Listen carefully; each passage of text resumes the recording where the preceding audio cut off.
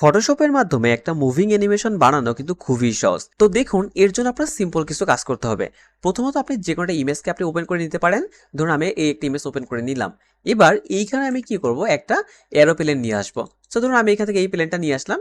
এবার দেখুন এই প্লেনটা যখন আপনি আনলেন, এইটা তো দেখুন যদি আমি এরকম অবস্থায় রাখি তাহলে এটা বোঝাই যাচ্ছে যে আমি এটার উপর এমনি করেই রেখেছি, তাই না? সো এইটাকে আমার যে কাস্টমাইজ করে এটা ঠিক পিছনে নিতে হবে। এবার পিছনে নিতে গেলে আপনি একটা সিম্পল কাজ করতে পারেন।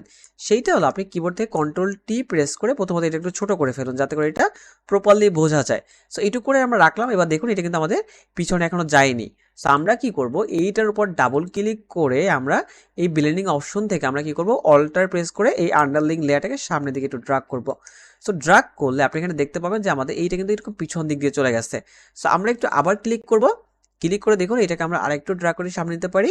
দেন আমরা এইটাকে একটু সামনে নিয়ে যাব। তাহলে এবার আপনি দেখতে পাচ্ছেন এটা কিন্তু আমাদের পিছন দিয়ে চলে গেছে। আপনি যদি যেখানে আপনি ড্রাগ করেন দেখুন দেখতে পাচ্ছেন এটা আমাদের পুরোপুরিভাবে পিছন দিয়ে চলে গিয়েছে।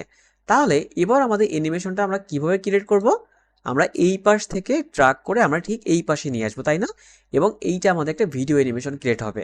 সো দেখুন এর জন্য আপনি কি করবেন, আপনি জাস্ট এই উইন্ডো থেকে অন করে দিবেন ভিডিও টাইমলাইন, বা আমি টাইমলাইনটা ওপেন করে ফেলবো। টাইমলাইন ওপেন করার পর আপনি এখানে দেখতে পাচ্ছেন এখানে লেখা আছে ক্রিয়েট ভিডিও টাইমলাইন অথবা ক্রিয়েট ফ্রেম অ্যানিমেশন। তো আমরা কি করবো, ক্রিয়েট ভিডিও টাইমলাইনের উপর একটা প্রেস করে ফেলবো। তাহলে আপনি দেখতে পাচ্ছেন আমাদের কিন্তু এরকম করে চলে আসবে। সো দেখুন আমাদের এই যে বিমানটা, আমাদের এইখানেতে যে লেয়ারগুলো আছে দেখুন, এই প্রত্যেকটা জিনিস এখানে সিলেক্ট করা আছে। সো এই বিমানটাকে আমরা প্রথম অবস্থায় কি করবো দেখুন, ড্রাগ করে ঠিক আমরা এই যে এইখানটাতে নিয়ে গেলাম, নিয়ে আমরা এখানে একটা জাস্ট কিফ্রেম অ্যাড করে দিলাম। এবং এই কিফ্রেমটা আমরা কি করব, এই পয়েন্টটাকে নিয়ে আমরা এইখানে নিয়ে ছেড়ে দিব। এবং এই বিমানটাকে ড্রাগ করে ঠিক আমরা এরকম করে নিয়ে আমরা ঠিক এইখানে নিয়ে ছেড়ে দিব। তাহলে কি হলো আমাদের দেখুন, এই যে এইখান থেকে বিমানটা এসে আমাদের এই যে ঠিক এইখানটাতে চলে যাবে। তাহলে আমরা যদি একটু প্লে করে এবার দেখি তাহলে আপনি ব্যাপারটা বুঝতে পারবেন। ধরুন আমাদের একটা ক্রিয়েট, আমরা অ্যানিমেশন ক্রিয়েট করলাম, খুবই সিম্পল। জাস্ট প্লে করলাম, দেখুন এই যে বিমানটা আমাদের এখান থেকে চলে গিয়ে এই যে এই পাশে চলে গেল, তাই না?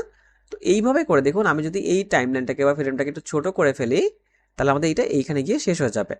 আবার আমরা প্লে করে দেখুন, এই প্লে করলাম, চললো, গিয়ে শেষ হয়ে গেল, তাই না? দেখুন কতটা সিম্পল এবং কতটা সহজে কিন্তু আপনি এটা করতে পারবেন। এবার আপনি এখান থেকে এইখানে জাস্ট এটা প্রেস করেন, প্রেস করে এই দেখুন এখানে সেভের একটা অপশন চলে আসছে। তারপরে আপনি এখান থেকে কি করতে পারেন, যে কোনোভাবে একটা ফোল্ডার সিলেক্ট করেন, সিলেক্ট করে এখানে সিলেক্ট ফোল্ডার দেন অ্যান্ড এখানে রেন্ডার দেন। রেন্ডার দিলে দেখবেন আপনার এইটা কিন্তু অটোমেটিক সেভ হয়ে যাবে। তো আমাদের এটা সেভ ডান। আমরা যদি ফোল্ডারে যাই তাহলে আমরা এটা খুব সহজেই দেখতে পারবো। দেখুন আমাদের এই যে সেই ভিডিওটা কিন্তু এখানে চলে আসছে। এবং আপনি দেখুন এই ভিডিওটা দেখুন কতটা সহজে আমরা কিন্তু খুবই সহজে কিন্তু একটা অ্যানিমেশন ক্রিয়েট করতে পারলাম। সো এইভাবে করে কিন্তু আপনি চাইলে ফটোশপের মাধ্যমে খুবই সুন্দর সুন্দর অ্যানিমেশন ক্রিয়েট করতে পারেন। সো আজকের জন্য এতটুকুই। দেখা হচ্ছে সম্পূর্ণ নতুন কোনো ভিডিওতে। এরকম আরও অনেক গুরুত্বপূর্ণ ভিডিওর জন্য আমার সাথেই থাকুন। ধন্যবাদ।